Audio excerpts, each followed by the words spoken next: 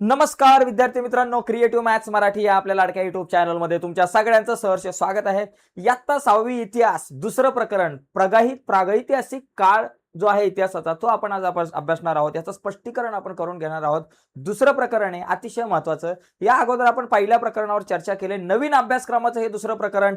पटक्यात जाऊयात पुढे जाण्याच्या अगोदर एक रिक्वेस्ट आहे भावांनो, नवीन असाल तुम्ही आपल्या युट्यूब चॅनलवर, अजूनपर्यंत चॅनल सबस्क्राईब नसेल केला तर आत्ताच आपला चॅनल सबस्क्राईब करा आणि त्याच्या बाजूला एक बेलचं बटन आहे ते टिंग दाबा, जेणेकरून मी अपलोड केलेल्या प्रत्येक नवीन व्हिडिओची नोटिफिकेशन सगळ्यात अगोदर तुमच्यापर्यंत पोहोचेल. तर बघा मित्रांनो, हे दुसरं प्रकरण सुरू करूयात. सगळ्यांनी आपले डोळे बंद करा आणि डोळे बंद केल्यानंतर एक असं चित्र समोर आला की तुम्ही अशा जागेवर उभे आहात, अशा एका ठिकाणी किंवा तुम्ही अशा एका काळामध्ये गेलेला आहात की जिथं शाळा नाही, जिथं रस्ते नाही, जिथं घर नाही, दार नाही, काहीच नाहीये, मोबाईल नाहीये, फोन नाहीये, टीव्ही नाहीये, पुस्तकं नाहीये, काहीच नाहीये तिथं. तुमच्यासाठी कुठल्याच प्रकारच्या सोयी सुविधा नाहीये. कसं वाटेल तुम्हाला? या सगळ्या गोष्टी काहीच नाहीये. नुसतं असं मोकळं रान तुम्हाला दिसतंय. आजूबाजूला एक घर दिसत नाही, एक लाईटीचा खांब दिसत नाही, काहीच दिसत नाहीये. फक्त वेगवेगळ्या प्रकारचे प्राणी दिसतात आणि वेगवेगळ्या प्रकारचे पक्षी दिसतात, वेगवेगळ्या प्रकारची झाडं दिसतात. बाकी तुम्हाला काहीच दिसत नाहीये. कसं वाटेल? टेन्शन येईल ना, डोक्याला ताप येईल. म्हणाल, "अरे बाबा," असं तुम्ही म्हणाल, "ये कहाँ आ गए हम, यूं ही साथ चलते." कुठं आलोय बाबा? असा एक मोठा प्रश्न पडेल.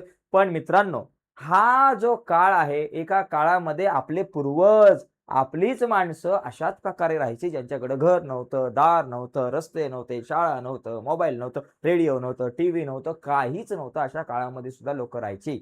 ओके. एवढं जरा समजून घेणं गरजेचं आहे. तर बघा, लाखो हजारो वर्षापूर्वी जर आपण पाहिले तर जो आदिमानव आहे, आदिमानव लाखो करोडो वर्षापूर्वी आदिमानव जो आहे तो अशा प्रकारे राहत होता. म्हणजे एकंदरीत अशा प्रकारच्या परिस्थितीला त्याला तोंड द्यावं लागत आहे. आज आपण जे पाहतो, ज्या सुखसोयी ज्या आहेत त्या आज आपल्याला पाहायला मिळतात. आपण टीव्ही आहे, फॅन आहे, सगळ्या गोष्टी मित्रांनो, सगळ्या सुखसुविधा आपल्याला पाहायला मिळतात. आपल्या हातात मोबाईल आहे, आपण व्हिडिओ बघतो, एखाद्याला व्हिडिओ कॉल करू शकतो. बऱ्याच सुखसुविधा आपल्याकडे आहेत. परंतु एक काळ असा होता की ज्या काळामध्ये कुठल्याही प्रकारच्या सुखसुविधा माणसाकडे नव्हत्या. घालायला कपडे सुद्धा नव्हते माणसाकडं. तर असा जो काळ आहे तो आता आपल्याला अभ्यासायचा आहे. म्हणजे या अशा भटक्या अवस्थेमधून, म्हणजे जसे इतर प्राणी रस्त्यावरती भटकत असतात, तशीच माणसं रस्त्यावर इकडून-तिकडून आपल्याला भटकत असताना दिसत होती. आणि या भटकणाऱ्या माणसाने हळू प्रगती करून माणूस इथपर्यंत आला. म्हणजे माणूस सुरुवातीला भटकत राहिला, सुरुवातीला चालत राहिला, चालता शिकार करत राहिला. नंतर माणूस एका जागेवर स्थिर झाला, शेती करू लागला, अग्नीचा शोध लागला, चाकाचा शोध लागला, माणसं कपडे घालून इकडे-तिकडे फिरू राहिला. माणसं एका जागेवर थांबून एकत्र राहू लागला, गुहेत राहू लागला. नंतर माणसाने झोपडी बांधली, घर बांधलं आणि असं करता आज माणूस बंगला बांधून राहतोय. आज माणसाच्या घरामध्ये एकदम सगळ्या प्रकारच्या सुखसुविधा आहे आणि आजचा माणूस इथं या 21व्या विज्ञानाच्या युगामध्ये, एआयच्या युगामध्ये येऊन माणूस पोहोचलेला आहे. तर आता एकंदरीत आपण इथं बघूयात, की मानवी इतिहासाच्या विकासात त्या प्रदेशातील भौगोलिक परिस्थितीचा अतिशय महत्त्वाचा प्रभाव पडतो. मित्रांनो, माणसाच्या इतिहासामध्ये जर आपण बघितलं, तर तो माणूस ज्या भागामध्ये राहतोय, त्या भागातल्या नद्या, त्या भागातलं हवामान, त्या भागातली सागर किनारपट्टी, पर्वतरांगा, खनिजे, मृदा या सगळ्यांचा एक प्रभाव त्या माणसाच्या राहणीमानावरती पडतो. म्हणजे तिथं मृदा कशा प्रकारची आहे, त्या अनुषंगाने त्या प्रकारची पिकं घेतली जातात. तिथं नद्या आहे का? नदी जर असेल तर चांगली पिकं होणार, सुपीक जमीन आहे. हवामान तिथं कसलं आहे? थंड आहे हवामान, उष्ण आहे का हवामान? मग त्या अनुषंगाने ती कपडे जे आहेत, ते प्रकारचे माणूस घालतो. त्याचबरोबर सागर किनारपट्टी आहे का? किनारपट्टीवर असेल तर मासेमारी व्यवसाय मोठ्या प्रमाणात चालेल. खनिजं आहेत का त्याच्या आजूबाजूच्या परिसरामध्ये? पर्वतरांगा आहेत का? म्हणजे जशी परिस्थिती त्याची असेल, आजूबाजूची भौगोलिक परिस्थिती, या भौगोलिक परिस्थितीनुसार मित्रांनो लक्षात घ्या, ही जी भौगोलिक परिस्थिती आहे, त्या भौगोलिक परिस्थितीचा परिणाम हा अतिशय मोठ्या प्रमाणामध्ये होत असतो. ओके.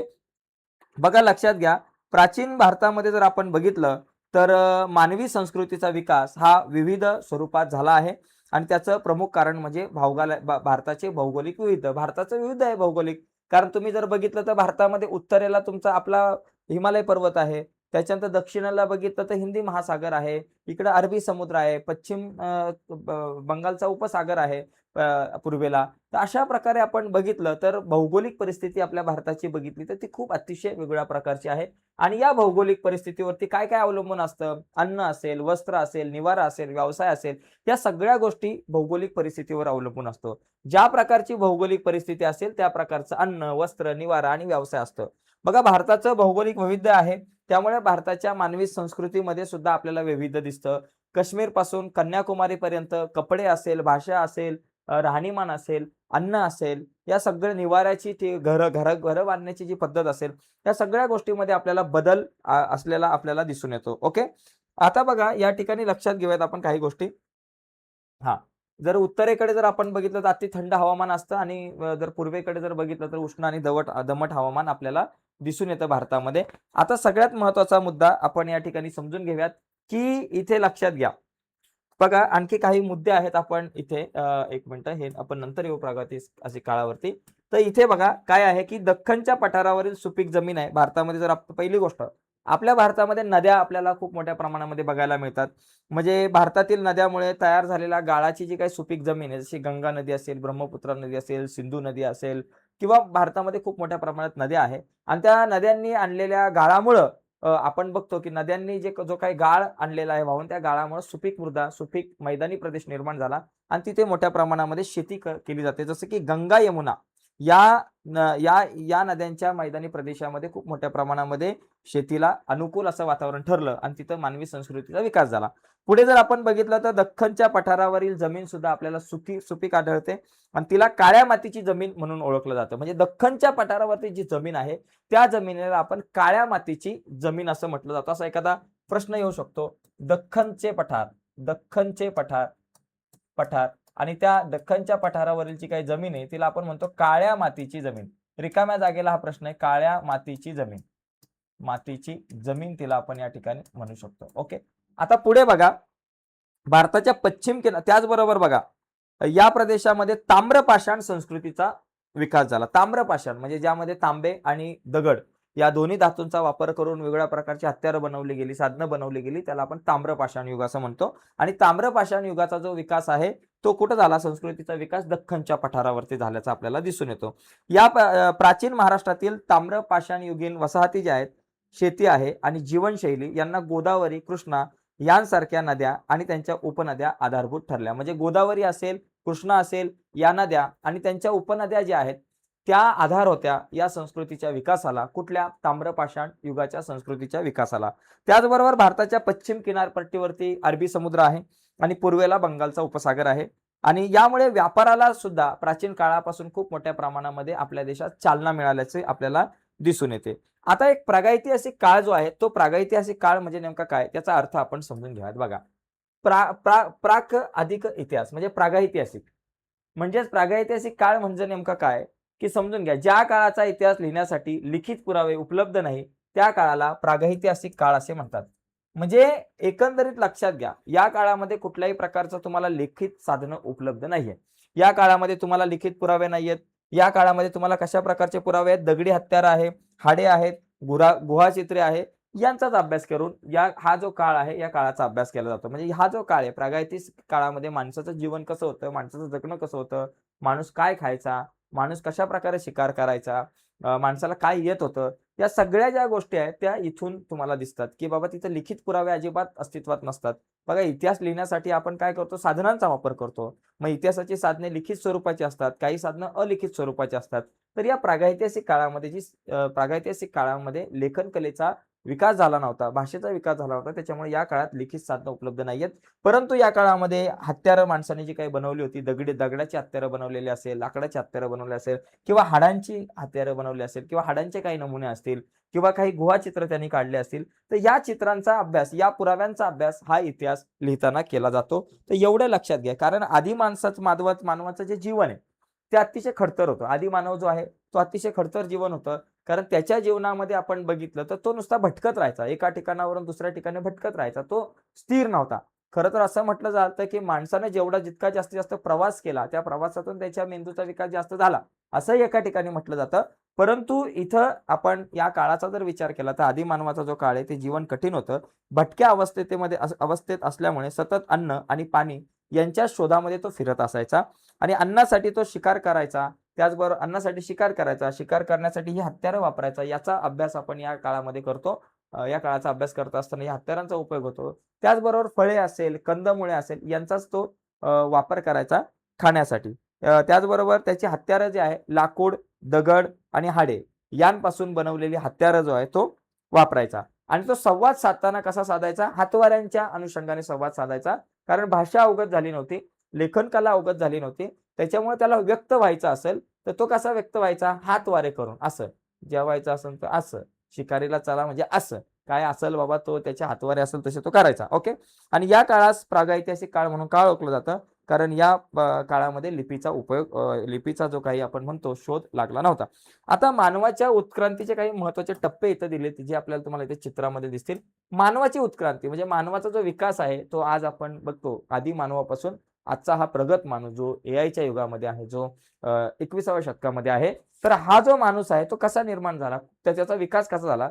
सगळ्यात अगोदर कुशल मानव म्हणजे होमोसेपियन होता. त्याच्यानंतर होमो हॅबिलिस कुशल मानव, त्याच्यानंतर ताठ कण्याचा मानव, माणूस ताठ कणा देऊन चालू लागला. त्याच्यानंतर शक्तिमान मानव, नंतर मग बुद्धिमान मानव आणि मग प्रगत बुद्धीचा मानव जो आपल्याला आज दिसतोय होमो सेपियन्स हा प्रगत बुद्धिमान मानव. तर ह्या अशा प्रकारे ह्या मानवाचा विकास आपल्याला या 5 टप्प्यामध्ये झालेला दिसतोय. उत्क्रांती जी आहे मानवाची ती झालेली दिसते. बघा हिमालयात राहणाऱ्या यती हा रहस्यमय प्राणी याच उत्क्रांतीचा भाग असल्याची दंतकथा आहे. म्हणजे हिमालयामध्ये काय व्हायचं की हिमालयामध्ये काही काळामध्ये लोकांना मोठ्या पायाच्या खुणा दिसल्या. मग लोकांना वाटायचं की हा मोठा आदिमानव आहे, खूप महाकाय असा मानव आहे आणि त्याच्या पायाच्या खुणा आपल्याला दिसतात आणि त्या मानवाला यांनी यती नाव दिलं आणि यती ही एक दंतकथा आहे असं मानलं जातं. नंतर संशोधन केलं गेलं आणि त्या संशोधनात असं लक्षात आलं की ह्या पायाच्या ज्या खुणा आहेत काही मोठ्या प्राण्यांच्या पायाच्या खुणा आहेत, माणसाच्या नसून. पण शेवटी ती दंतकथा म्हणून यती या नावाने अतिशय प्रसिद्ध असल्याचं आपल्याला दिसून येतंय. आता यानंतर सगळ्यात महत्त्वाचा काळ म्हणजे अश्मयुग. आता या अश्म या शब्दाचा अर्थ अश्म म्हणजे दगड. म्हणजे ज्या काळात प्रामुख्याने दगडाची हत्यारे मिळतात. अश्मयुग, अश्म म्हणजे दगड. हे लक्षात घ्या एकदम सोपं आहे. म्हणजे ज्या काळामध्ये आपल्याला दगड जो आहे दगडाचे म्हणजे दगडाची हत्यारे मिळतात त्याला आपण अश्मयुग म्हणतो आणि अश्मयुगाचे 3 भाग पडतात. पहिली गोष्ट पुराश्मयुग, त्याच्यानंतर येतो मध्याश्मयुग आणि त्याच्यानंतर येतो नवाश्मयुग. अशी अश्मयुगाचे जे 3 टप्पे आपल्याला पाहायला मिळतात. तर याच्यामध्ये सगळ्यात पहिला जो आहे आपण बघू शकतो की पुराश्मयुग. पुराश्मयुगाचं महत्त्वाचं वैशिष्ट्य नेमकं काय आहे? तर पुराश्मयुगातील मानव पूर्णपणे निसर्गावर अवलंबून होता. पूर्णपणे निसर्गावरती. आज माणूस पूर्णपणे निसर्गावरती अवलंबून नाहीये. त्याच्यामुळे तो निसर्गाची वाट लावायला त्यांनी घेतलेली आहे. डोंगर, दऱ्या सगळं तो तोडायला निघालेला आहे. नद्या वळवायला निघालेल्या आहेत. झाडं तोडायला निघालेले आहेत. सगळे डोंगर त्यांनी सपाट करून टाकलेले आहेत. या सगळ्या गोष्टी आपल्याला या ठिकाणी माहिती आहेत. ओके. आता पुढचा मुद्दा बघा. या काळात तो गुहांमध्ये आणि मोठ्या झाडांच्या फांदीवरती राहायचा. म्हणजे या काळात निसर्गावर अवलंबून असायचा. तो गुहांमध्ये राहायचा. त्याचबरोबर डोंगरदऱ्यांमध्ये राहायचा. त्याचबरोबर मोठ्या-मोठ्या झाडांच्या फांद्यांवरती तो राहायचा. पुराश्म युगातील सुरुवातीची हत्यारं जी आहे, सुरुवातीला या युगामध्ये पुराश्म युगामध्ये जी हत्यारं त्यांनी वापरली ती अतिशय ओबड-धोबड होती. ओबड-धोबड होती. पण ओबड-धोबड का होईना त्यानं ती हत्यारं तयार करायला या पुराश्म युगामध्ये सुरुवात केली होती. या हत्यारांचा वापर तो कशासाठी करायचा? तो शिकार करण्यासाठी करायचा, हाडांमधील मांस काढण्यासाठी करायचा, फळं तोडण्यासाठी करायचा. या सगळ्या गोष्टींसाठी तो खणणे असेल, खरवडणं असेल, या सगळ्या गोष्टींसाठी या हत्याराचा वापर करायचा. आणि सगळ्यात महत्त्वाचा शोध अग्नीचा शोध. लक्षात घ्या पुराश्म युगामध्ये अग्नीचा शोध हा अतिशय महत्त्वाचा शोध आहे. अग्नीचा शोध लागला पुराश्म युगामध्ये हा अतिशय महत्त्वाचा आहे. मुद्दा लक्षात घ्या. पुराश्म युगामध्ये अग्नीचा शोध अतिशय महत्त्वाचा आहे. मानव पूर्णपणे निसर्गावर अवलंबून राहायचा. गुहांमध्ये किंवा झाडांच्या फांद्यावर राहायचा. ओबड-धोबड दगडी हत्यारं त्यांनी बनवली आणि ती हत्यारं जी आहे त्याचा वापर कशासाठी करायचा? त्याचा वापर शिकारीसाठी करायचा, खरवडण्यासाठी करायचा, खणण्यासाठी करायचा, या सगळ्यांसाठी करायचा बघा. ओके. त्याच्यानंतर सगळ्यात महत्त्वाचा शोध म्हणजे अग्नीचा शोध. अन्न शिजवता येऊ लागले व पचायला त्याला सोपं झालं.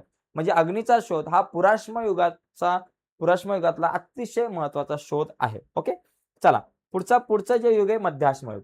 मध्याश्म युगाचा जर विचार केला तर याच्यामध्ये तो सूक्ष्म आणि लहान हत्यारे आता बनवायला लागला. म्हणजे सुरुवातीला तो ओबड-धोबड हत्यारं बनवायचा पुराश्म युगामध्ये आणि मध्याश्म युगामध्ये जो संक्रमण काळ होता या काळामध्ये खूप मोठे बदल झाले. त्याची हत्यारं जे आहे त्या हत्यारामध्ये बदल झाला आणि त्याने जी हत्यारे बनवली होती ती हत्यारे कशापासून? हाडं आणि शिंगे घासून बनवलेली हत्यारे, हाडे आणि शिंगे यांना घासून त्यांनी हत्यारे बनवली.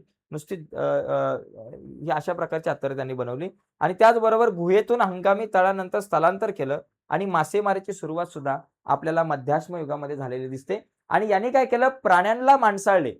प्राण्यांना माणसाळणं म्हणजे प्राण्यांना माणसात आणलं. प्राण्यांना त्यांनी आपल्यासोबत घेतलं. जसं की कुत्रा. कुत्र्याला सगळ्यात पहिलं त्यांनी माणसाळलं. म्हणजे माणसामध्ये आणलं, म्हणजे आपल्या सोबत त्यांनी राहायला शिकवलं. त्याला एक पाळीव प्राणी बनवलं.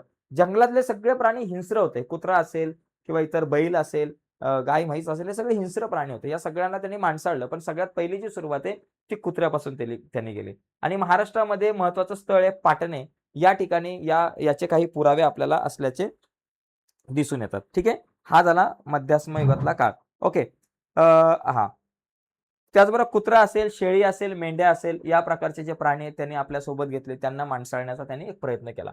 पुढचा महत्त्वाचा मुद्दा, याच्यातले सगळे महत्त्वाचे पॉइंट तुम्ही लक्षात ठेवत जा. नवाश्म युग हा अतिशय महत्त्वाचा काळ, कारण इथं शेतीचा युग उदय झाला आणि शेतीचा उदय झाल्यामुळं माणूस जो आहे तो स्थिर झाला. एका जागेवर तिथं थांबला. एका जागेवर थांबल्यामुळे त्याला विचार करायला वेळ मिळाला. त्याच्यामधून तो वेगवेगळं तंत्रज्ञान शिकत राहिला. म्हणजे विषय काय झाला बघा या ठिकाणी लक्षात घ्या, की त्याने काय केलं, घासून आणि गुळगुळीत केलेली कुऱ्हाड तयार केली. आता ही जी कुऱ्हाड आहे, ही कुऱ्हाड त्यांनी लाकूड आणि दगड या दोघांचा उपयोग करून त्यांनी ही कुऱ्हाड तयार केली. लाकडाला एक छोटंसं छिद्र, त्या दगडाला छिद्र पाडलं आणि त्याच्या आतमध्ये त्यांनी एक लाकूड टाकलं आणि त्याच्यापासून त्याला कुऱ्हाड तयार करता आली. आणि अशी त्यांनी दगड आणि लाकूड या दोघांचा वापर करून कुऱ्हाड बनवली. ॲक्चुअली आता तुम्हाला ते खूपच असं वाटतं, की अरे बापरे! हे काय, मी पण बनवू शकतो कुऱ्हाड, काय असं तसं. पण त्या काळामध्ये हा एक छोटासा शोध.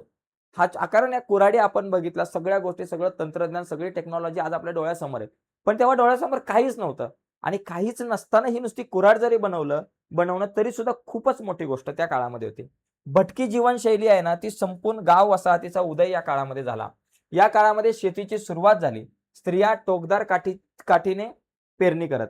शेतीची सुरुवात झाली आणि शेतीची जी सुरुवात आहे, शेतीचा शोध लावण्याचं हे मोठं जे काही श्रेय जातं ते स्त्रियांनाच जातं असं म्हटलं गेलेलं आहे.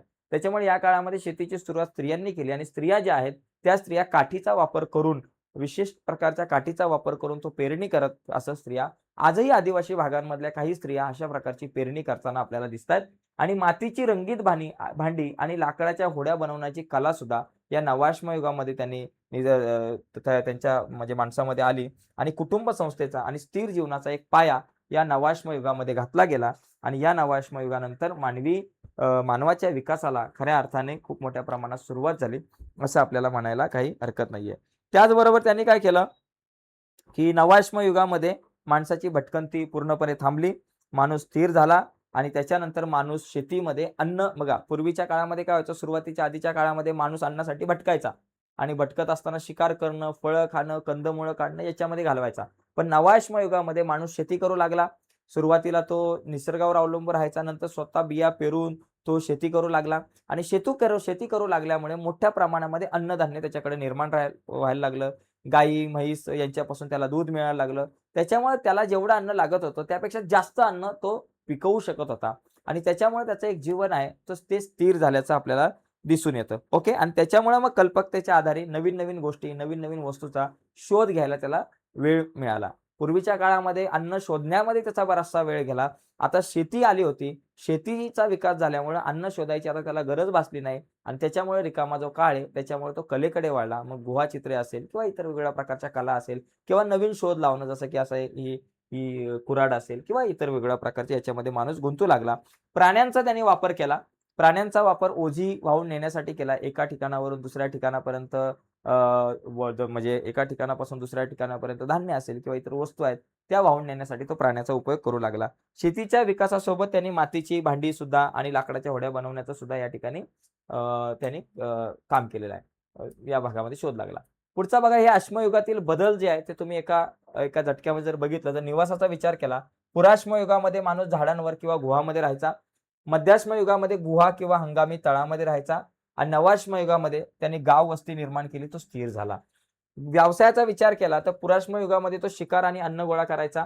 मध्याश्म युगामध्ये तो शिकार आणि मासेमारी करायला लागला आणि नवाश्म युगामध्ये तो शेती आणि पशुपालन करायला लागला.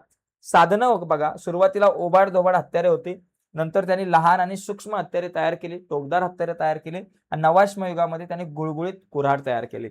विशेष काय माहितीये का, अग्नीचा शोध लागला कुठं, पुराश्म युगामध्ये. मध्याश्म युगामध्ये कुत्र्याला त्यांनी माणसामध्ये आणलं आणि त्याच्यानंतर नवाश्म युगामध्ये मातीची भांडी आणि कुटुंब संस्थेची निर्मिती झाली. एवढा जरी तुम्ही तक्ता याचा स्क्रीनशॉट जरी मारला तरी तुमचं काम होऊन जाईल. पुढचा पॉईंट बघा, तांबे आणि पाषाण, ताम्र पाषाण युग. या ताम्र पाषाण युगाचा आपण थोडासा अभ्यास करूयात.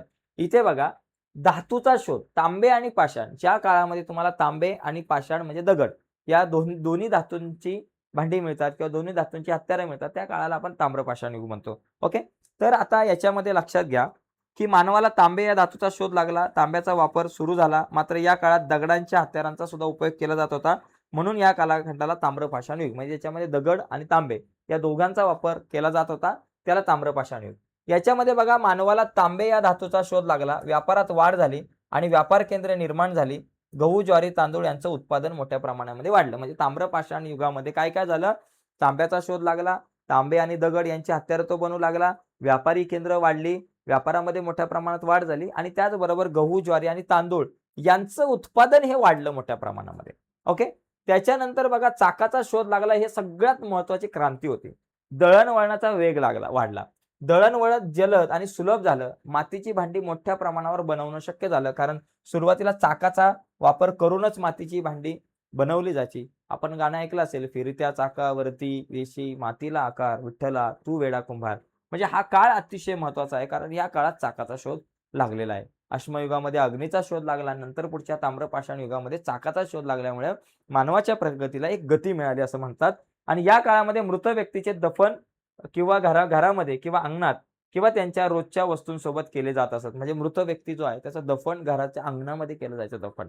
आपण आता स्मशानभूमीमध्ये माणसाची चिता जाळतो त्याला, परंतु त्या काळामध्ये ताम्रपाषाण युगामध्ये घराच्या समोरच जो काही मोठा खड्डा केला जायचा, तिथं त्याला दफन केलं जायचं आणि त्याची आजूबाजू भांडी असेल किंवा त्याच्या आवडच्या ज्या वस्तू आहेत घरामधल्या, त्या माणसाच्या सोबत त्या ठेवल्या जायच्या. ओके. तर या काही गोष्टी आपण समजून घेणं गरजेचं आहे. या काळामध्ये पशुपालनाचा सुद्धा एक मोठ्या प्रमाणात वेग वाढला होता. पशुपालन सुद्धा माणूस करत होता.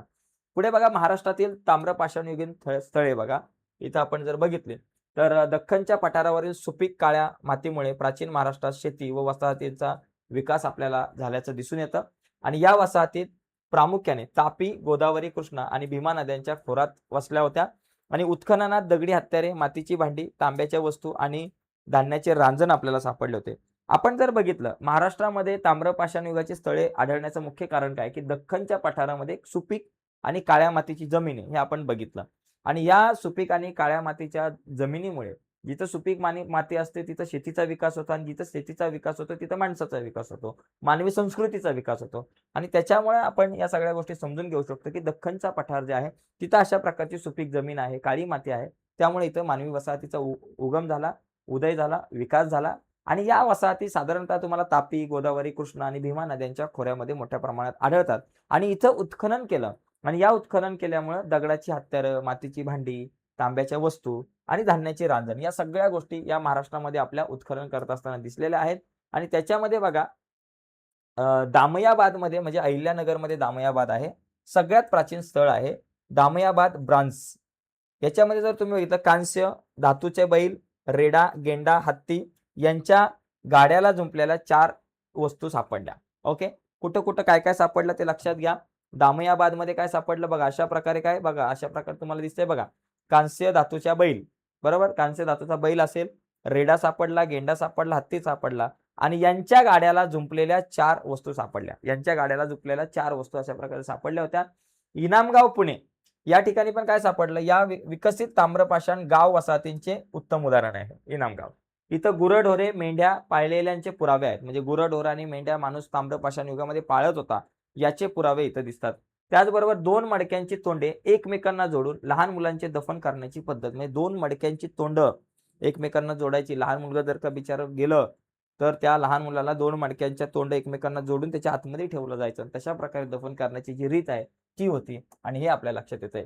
पुढे बघा, पुढचा मुद्दा आहे उत्खनन स्थळे. बघा, जोरवे हे पण अहिल्यानगरमध्ये आहे. म्हणजे जोरवे संस्कृतीचे पहिले पुरावे, घरांची गोल आयताकृती रचना या ठिकाणी आपल्याला इथे दिसते. लाल रंगावर काळ्या रंगाची नक्षी असलेली भांडी, म्हणजे लाल रंगावरती काळ्या रंगाची नक्षी असलेली भांडी आपल्याला इथे मिळतात. ती कुठे मिळतात? जोरवे येथे. नेवासा हे सुद्धा अहिल्यानगरमध्ये आहे. इथे काय मिळते, मातीची रंगीत भांडी, दगडी कुऱ्हाडी, दगडी कुऱ्हाडी इथं बघायला मिळतात आणि तांब्याच्या दागिन्यांचे अवशेष सापडतात आपल्याला इथं. म्हणजे नेवासा इथे आपल्याला मातीची रंगीत भांडी, मातीची भांडी मिळतात, दगडांची हत्यारे मिळतात आणि तांब्याची भांडी मिळतात. म्हणजे दगड आणि तांबे दोन्ही आलं म्हणजे ताम्रपाषाण युग आहे. त्याच्यानंतर सावळदा नंदुरबारमध्ये महाराष्ट्रातील आद्य म्हणजे सर्वात जुनी शेतकऱ्यांची संस्कृती जी आहे ती इथं आहे आपण म्हणतो. आणि याच्यामध्ये लाल रंगाची, काळ्या रंगाची नक्षीची भांडी या ठिकाणी इथं आपल्याला बघायला मिळतात. ओके.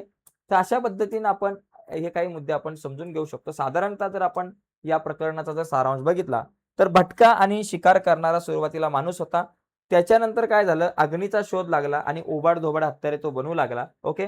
त्याच्यानंतर काय झालं, पुराश्म युगामध्ये तो अग्नीचा शोध लागला, ओबाड-धोबाड हत्यारे बनवू लागला.